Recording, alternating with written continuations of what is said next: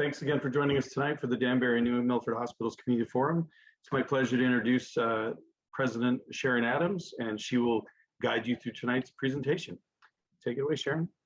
Good evening, everyone, and thank you for joining us. Tonight, we'll be sharing a variety of things with you. So let's go over our agenda and look at what we'll be covering. We'd love to cover our Danbury updates and New Milford updates regarding our Nuvance Health Institutes, including primary care. What we'll be looking to cover is also what we're doing moving forward, some of our hospital awards and recognitions, as well as Jean will be covering Nuvance Health strategic plans and updates. And we will be covering our CON affiliation updates for our independent monitors. So let's move forward in our presentation, John.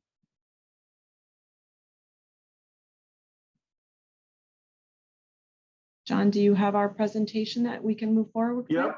Can everybody see it? Unfortunately, I can see it, John. This is David. Okay, as long as you're all seeing it. Yep, so we're on the safe care slide. Yep. Thank you. So as you all know, we've been dealing with COVID for 18 months. We're pleased that we have had a lull with our vaccination, but want to just reassure you that we're continuing to do a lot of work with safe care and really working on making sure that we are providing our employees vaccinations. We also are encouraging people to get vaccinated with boosters and encouraging people to not delay in their checkups and screening. Just want to remind people that all of our patients are also being screened before surgery, as well as having our employees self-screen at the door. We also are very happy to say that we have now had visitations started for quite a while. Our patients are allowed to have one visitor. Those visitors are either tested and show a proof of the negative test, or all required to have full vaccination. Next slide, please, John. Consider we'd like to make sure that you are looking to get vaccination, as well as obviously continue to look to be using the CDC guidelines for a booster. If you have received a Pfizer or a BioNTech Moderna, we're encouraging the CDC guidelines of ages 50 years and older, or ages 18 years and older or if you live in a long-term setting, to consider a booster. You may get a booster if your age is 18 years or older. A lot of people have questions of when do you get a booster? It's at least 6 months after completing your primary COVID-19 vaccination series. If you received a Johnson & Johnson, you should get a booster if you're 18 years or older and at least 2 months after your shot. We're very excited to say that although if people have had the COVID, many people have still had troubles regarding recovery after COVID. We are excited about a COVID recovery program that we have implemented. And what that requires is you see a physician virtual, where that physician will have a telemedicine visit, evaluate your conditions, your symptoms, some medical history, identify some risk factors, previous tests or treatments, and that'll all be reviewed, and then have some recommendations for symptom management, or provide some referrals that you may need for additional diagnostic testing and specialty care. Another thing that we really want to remind people, although there's been a lot of focus on COVID and COVID vaccination, please remember it's flu season. It is really imperative that we continue to look at getting our flu shot. Last year, it was a very low season, flu season, because we were all using our masks, washing our hands diligently. It's something that we're really preoccupied now, that we're worried that we're going to have a heavy flu season. So we're really recommending consider getting your flu shot. Look to reach out to your Nuvance Health medical practices that are offering their flu shots. You can actually visit our nuvancehealth.org primary care and see when you'd be able to get your flu shot. Some exciting news. We have Dr. Chris LaRock, who has now been announced as our Chief Physician Executive. He is providing oversight for all of our medical, administrative, and clinical functions for the system. He will be ensuring quality healthcare delivery to all of our Nuvance Health patients. Dr. LaRock was recently promoted from his role as the president of Nuvance Health Medical Practices and has been held this position since joining the nonprofit health system since July of 2019. Now I'd like to give you an update on our health institutes. Our Cancer Institute, we'd like to give you an update on our new, excuse me, I'd like to congratulate our new leading institutes leaders, Dr. Cliff Connery and Linda Versea. They have now expanding roles. Dr. Cliff Connery is the chair of the Nuvance Health Cancer Institute. He previously served as our interim chair and was the associate chair after joining the health system in 2014 as the medical director of Dyson Center for the Cancer Care at Vassar Brothers Medical Center. He was also the thoracic surgical oncologist for over 37 years of experience caring for patients with esophageal and lung cancer and mediastinal tumors. Linda Versea is now our vice president of Nuvance Health Cancer Institute. Linda most recently served as the interim assistant vice president of the Cancer Institute.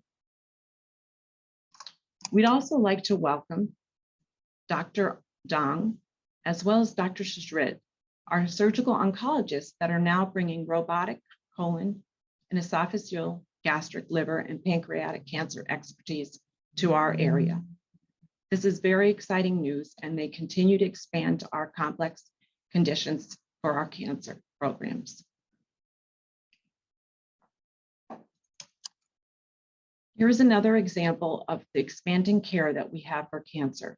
We have an example of a local woman beating advanced stage ovarian cancer during COVID-19 pandemic. A local Litchfield County woman who has successfully treated advanced stage ovarian cancer. She felt safe receiving treatment due to enhanced precautions to reduce the risk of COVID-19 transmission at New Milford Hospital. After the surgery, she was treated right here at home, receiving her chemotherapy instead of having to go outside of her hometown. I'd like to also talk about our Nuvance Health medical practices, primary care and specialty care. We now have a new leadership structure for primary care. Our Connecticut region primary care is headed by Dr. Mastano, MD, Regional Medical Director, and Noel Bolton is our Regional Operations Director.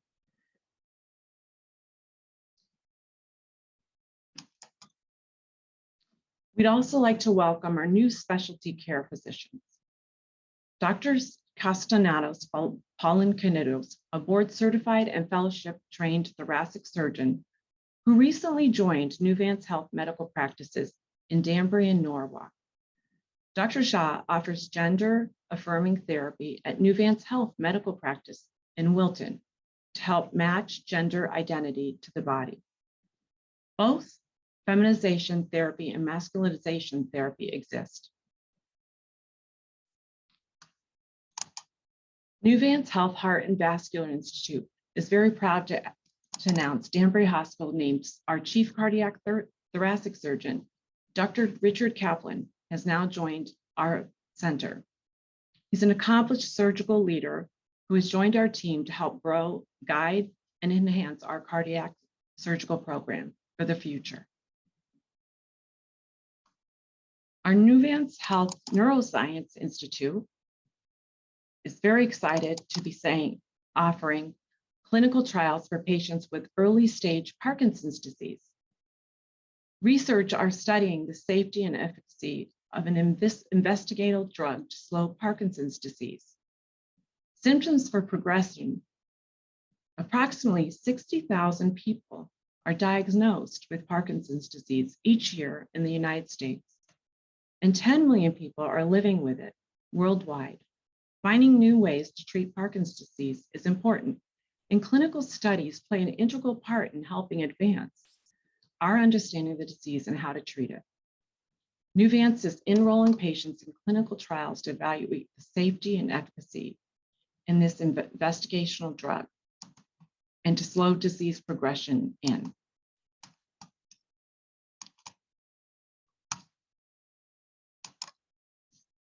During all this scary time during the pandemic, you can imagine there are all other things that are happening.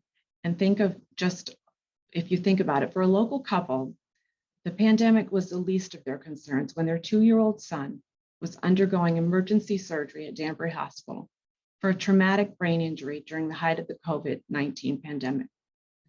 Initially, the parents didn't see a cause for the concern, but the child's condition deteriorated very quickly. And Dr. Scott Sanderson stepped in to save the toddler's life. And the next day, the young boy was alert and talking. I'd like to talk to you a few things about moving forward and new developments. Danbury Hospital continues to work with the Connecticut Children's Medical Center and Nuvance Health, combine forces to make it easier for parents to get the care they need for their children.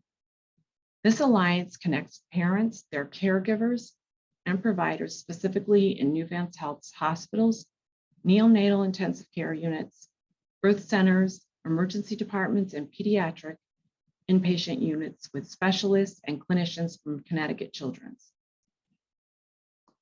Coming soon, we're also looking at reimagined cardiac catheterization lab at Danbury Hospital. We'll also be having a new cardiac rehab unit at New Milford Hospital. We're excited about some awards and recognitions. We just celebrated our 100th anniversary at New Milford Hospital. And along with Danbury and New Milford Hospital awards and recognitions, we're excited about Joint Replacement Center. We have a Level 2 Trauma Center, American Heart Association Gold Lifeline Achievement Awards. We are a Primary Stroke Center, a Stroke Care Excellence Award, a nationally accredited breast center by ACS. We have a Level 3 NICU. We are a recognized metabolic and bariatric surgery accreditation and a quality improvement program. We also continue to be a joint commission accredited with Gold Seal of Distinction in a variety of programs such as palliative care, excellence in spine and stroke, and our total hip replacement, as well as our total knee replacement. In our cardiovascular care at Danbury Hospital, we continue to do extremely well with our Get With the Guidelines Heart Failure Gold Plus with our type 2 diabetes. We're also with the Get With the Guidelines Mission Lifeline STEMI Receiving Center Gold Plus in our American Heart Association, as well as high performing in heart failure treatment and high performing in our COPD with the US News and World Report high performing ranking. And we're chest pain centered with primary PCI accreditation with the American College of Cardiology. And this was through 2018 through 2021. The cancer care at Danbury Hospital and New Milford Hospital is accredited by many places, accredited Center for Radiation Oncology, the American College of Radiology. We're accredited Praxair Cancer Center. We're accredited by the American College of Surgeons, accredited by the Breast Health Program, and American College for Surgeons of the National Accredited Program for Breast Center. And we were just given from New Health for the West Fair Online honored Nuvance Health for the Doctor of Distinction Award for Telehealth during the COVID-19 pandemic. We're proud to also say the Lone Institute was founded by the Nobel Prize winner and renowned cardiologist of Dr. Bernard Lone. The Lone Hospitals Index is the first ranking to assess the social responsibilities of hospitals in the United States, and we were giving this outstanding performance in 9 categories: the National Social Responsibility, the National Patient Outcomes, the National Value of Care, the National Cost Efficiency, and the National Avoiding Overuse. I'd now like to pass it on to Jean for strategic plan update.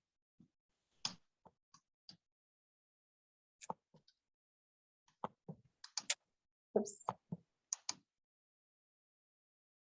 Hi, good evening, everybody. Thank you very much for your time this evening. It's my pleasure to introduce to you our fiscal year 2022 plan on a page. And so why don't we go ahead and get started here. We'll start off by letting you know about our vision, which you may be aware of is to improve the lives of every person in our community. It's very important to emphasize the fact that Danbury Hospital has been in existence for over 130 years and New Milford Hospital for 100 years, as you've heard. It is our goal through our multi-year strategic plan referred to as Nuvance Health 2025 to be around for the next 100 years in a very sustainable way, such that we can take care of our patients in our communities for all of the services that they may need within the walls of our Nuvance Health system. That being said, in terms of our foundational success metrics, we are committed to making sure that we have high quality and safety, employee engagement, and financial stewardship. Those elements don't go away. They've been part historically of our strategic plans, and they will remain so. But in addition, we recognize that in order to be sustainable for the long term, we must focus in on 6 strategic imperatives that we'll cover right now. The first of which is person-centered care. We want to make sure that we're continuing to improve and enhance our patients' experiences. And in fiscal year 2022, that focus remains with a specific focus on 5 areas: our hospitals, our emergency departments, our institutes, as you've heard Sharon mention. They include cancer, heart and vascular, and neuroscience, as well as outpatient services and surgery, and our medical practice. Our second strategic imperative is that of primary care. We recognize that it is a foundational access channel for our patients. We want to make sure that we have access in terms of being able to see new patients, as well as strengthening our primary care physician base. And that involves making sure that we are working towards physician wellness and reduction of burnout, as well as optimization of that infrastructure. And here we recognize that for patients to remain within our system, it represents care continuity for them, as well as making sure that we keep the patients within our network for their care continuity. Our third strategic imperative, which is important and key, is ambulatory care. Again, moving forward, we recognize that care is moving more and more outside the walls of the hospital into outpatient and ambulatory environments. And so we want to make sure that we are growing our network of ambulatory care and that we're also optimizing that infrastructure such that we can see patients when they want to be seen. And so there's focus on things such as time to appointment for imaging, whether it's mammography or other major imaging as examples. Our fourth key strategic imperative is that of digital health. This is an exciting development where we are looking very much to make sure that we are enhancing our digital front door and our digital capabilities such that we can provide services in a transformational way to our communities and our patients. And here we are very much focused on things such as self-scheduled visits, as well as ensuring that many of our physicians and clinicians are available via direct book capabilities for our patients. So if you want to go in at 12 o'clock at night to find a primary care physician, you can do that and you can direct book. And so those capabilities are expanding excitedly at Nuvance Health, and we look forward to providing those services to you. Our fifth strategic imperative is that of value-based care. How are we executing on population health? And as Sharon has mentioned, we were recognized by the Loan Institute. One of our goals is to be among the highest value health systems within our communities. That means high quality at an affordable cost, and there are infrastructure components that we must build. But again, we're doing a good job in terms of things such as annual wellness visits, such that for our Medicare populations, we're providing care that's preventative upfront, rather than allowing folks to become sicker over time. And so how do we make sure we do that, again, in an enhanced way, as well as reducing those risk gaps, closing those risk gaps that are unnecessary as well.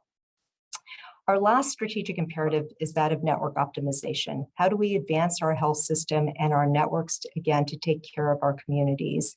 Again, there's a great focus here on our institutes that you've heard before: cancer, heart and vascular neuroscience, as well as stabilizing and enhancing our hospitals. Again, in ways that may be different than we've seen historically, but again, to service the communities for the long term, for the next 100, 130 years.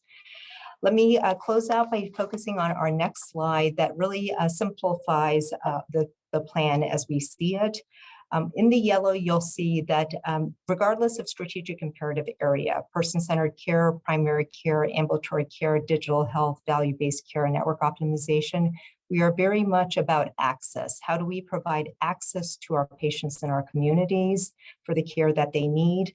As well as in the green, this is the enabling. How do we make sure that we've got the infrastructure and we optimize the development and capabilities to provide that access to our patients in our communities?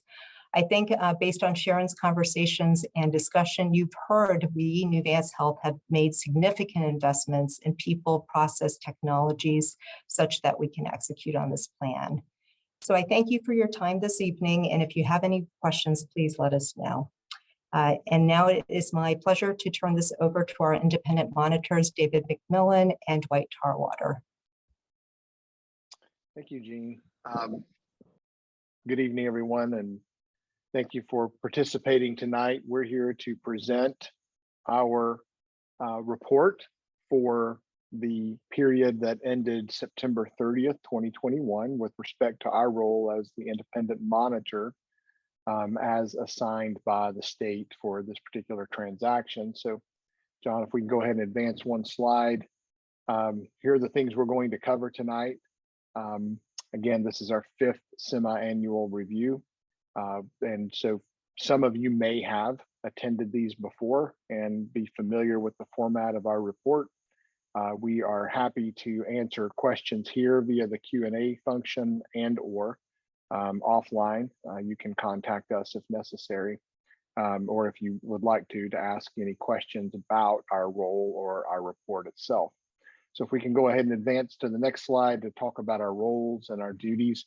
So we, as I mentioned, we do report to the Office of Health Strategy, which is within the Connecticut state offices themselves. Even though the way the certificate of need and the order that allowed for the merger of the system was constructed, Nuvance pays for the duties that are provided by the independent monitor, but the independent monitor reports to the state. And so while we work very closely with Nuvance in this process, and we have a good working relationship with them for the purposes of the tasks that we're asked to complete, our accountability really goes to the state as it relates to the work that we perform. And so what do we do? And I think this is really important as we enter every report to make sure that we talk about this together. Our role as a monitor is limited to just those conditions that are within the certificate of need, or what's known as the agreed settlement, that the state of Connecticut provided in its response to the application of the two systems to form the new combined system, Nuvance. And so, as we'll talk about in just a moment, in the 5th period, there are specific conditions that we had to report upon, but our reporting and our role is limited to just those conditions.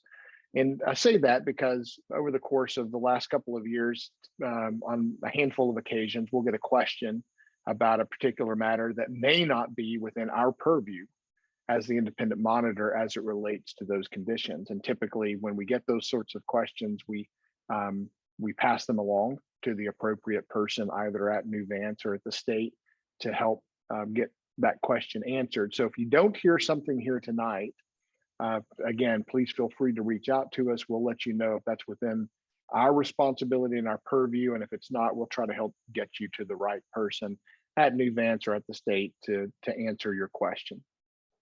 Lastly, I think it's just important to note that while we're on this 5th semi-annual report, the contract that the state signed with us calls for a 5-year project. Now, under certain conditions, that can be reduced to 3 years.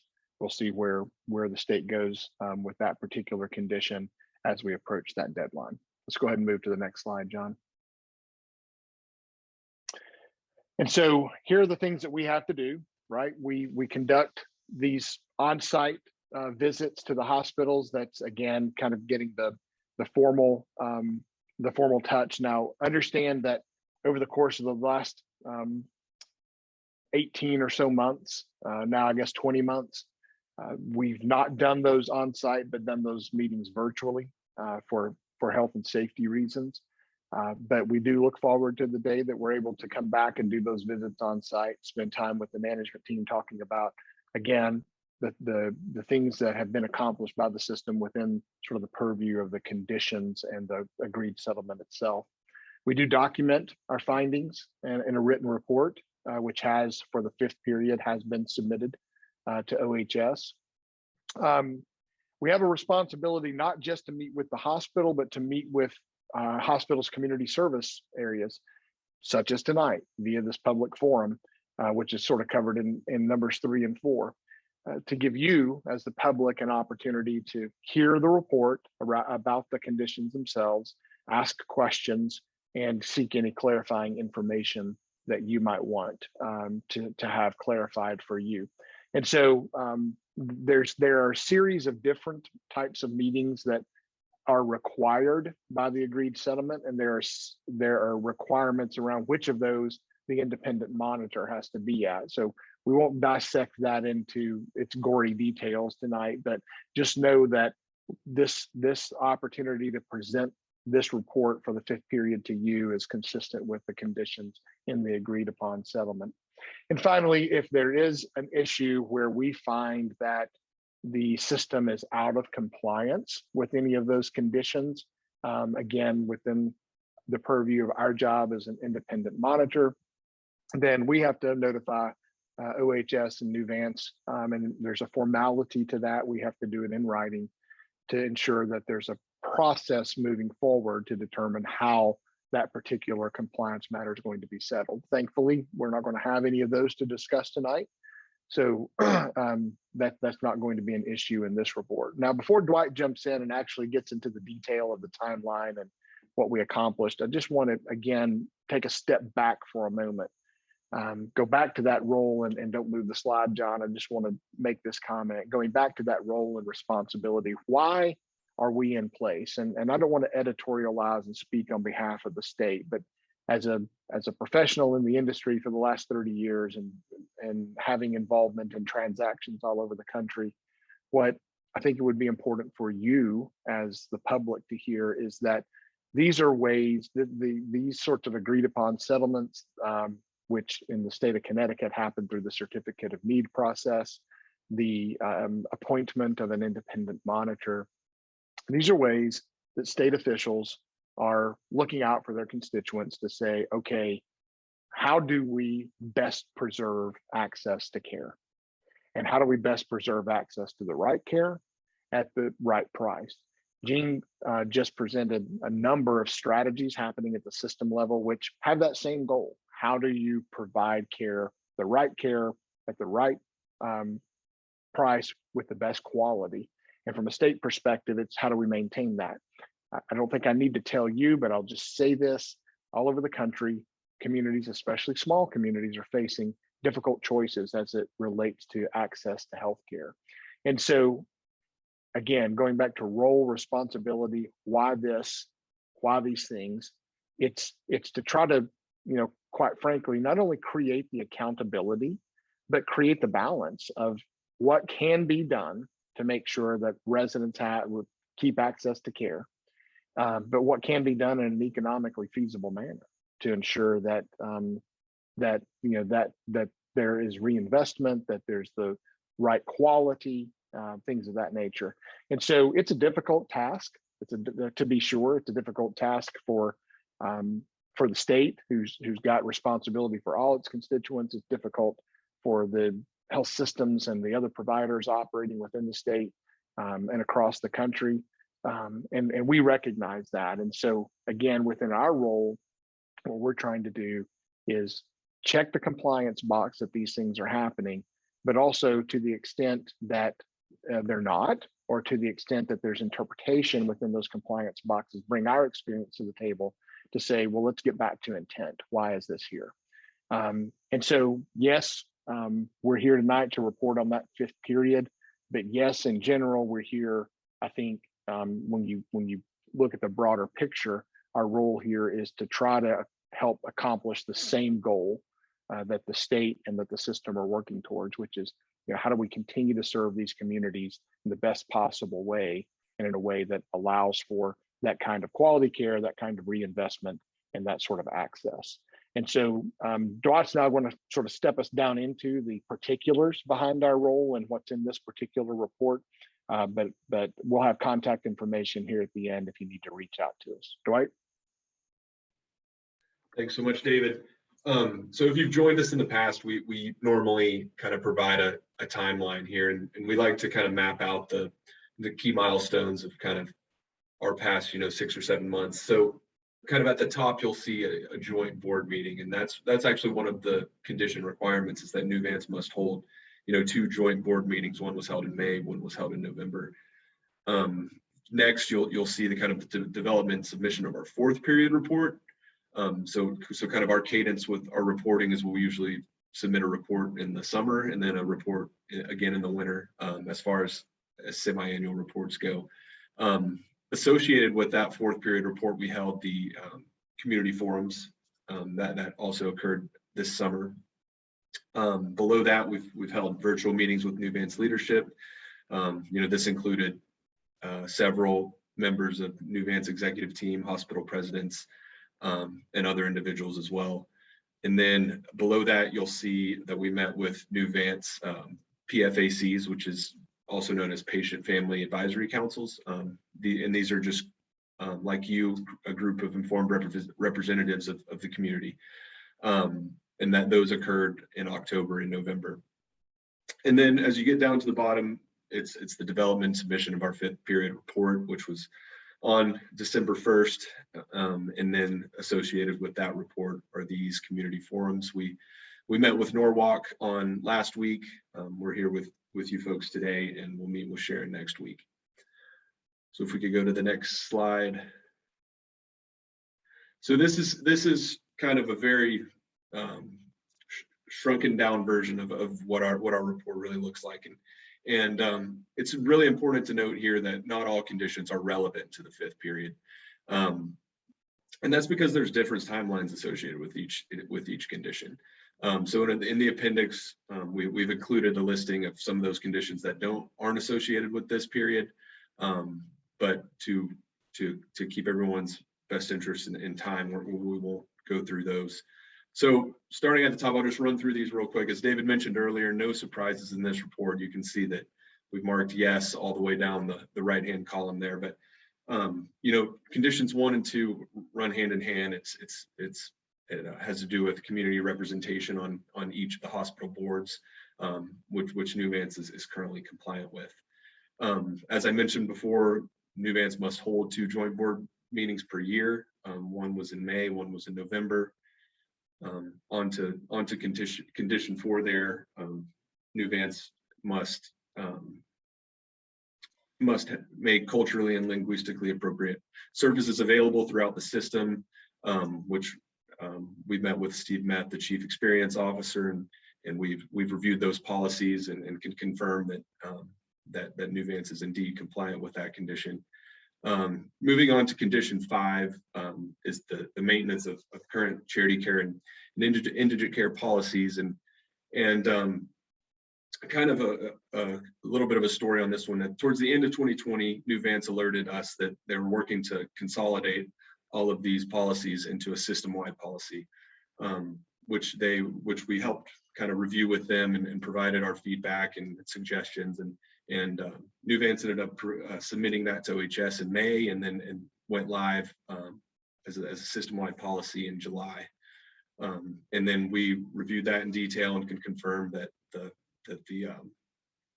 kind of the federal property guidelines are as consistent and as generous as the prior policies.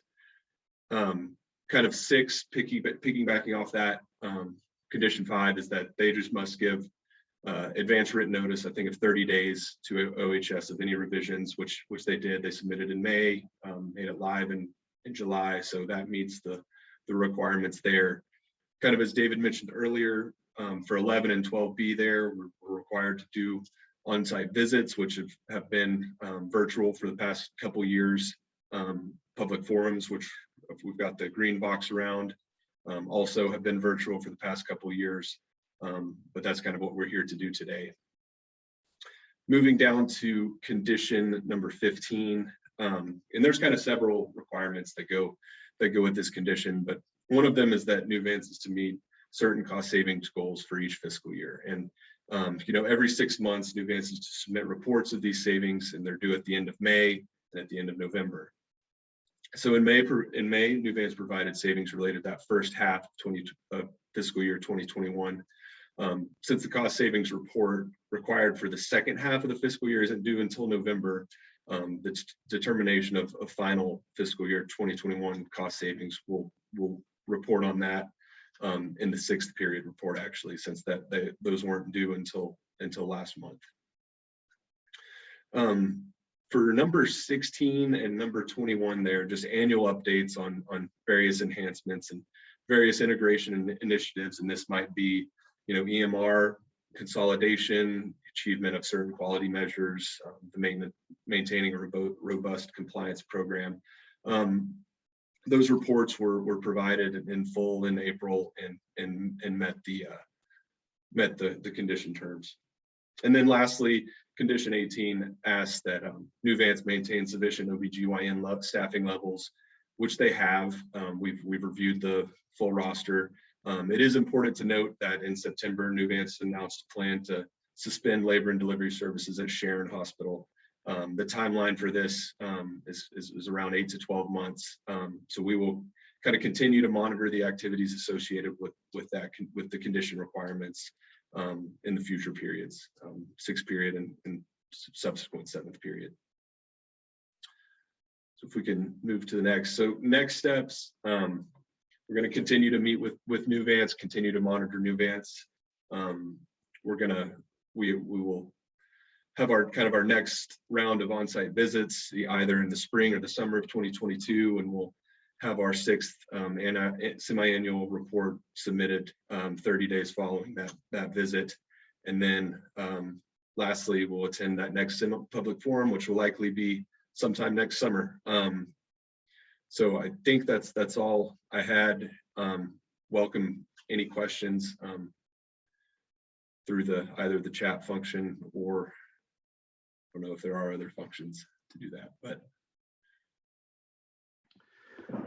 Thanks, John. David and Dwight. Appreciate it. Now's the time. If you have any questions, anybody who's attending, you can use the chat function. You can use the Q&A function in Zoom. If you're watching us on Facebook, you can certainly enter a comment, and we'll give you a couple of minutes or 30 seconds or whatever to see if you have any questions. We'll wait patiently, and we hope you've enjoyed the presentation. And I don't see any coming through in the chat and Q&A. Let me check Facebook real quick. Okay, it looks pretty quiet out there. Sharon, I don't know if you want to, oh, wait a second, we might have one here. Nope, no questions. It was someone telling me that we don't have any questions. So I don't know, Sharon, if you had any parting words tonight? No, I just wanted to say thank you for anybody joining us, and wish everybody a safe and happy holiday season. Thank you so much, and everyone have a nice night. Take care. Thank you.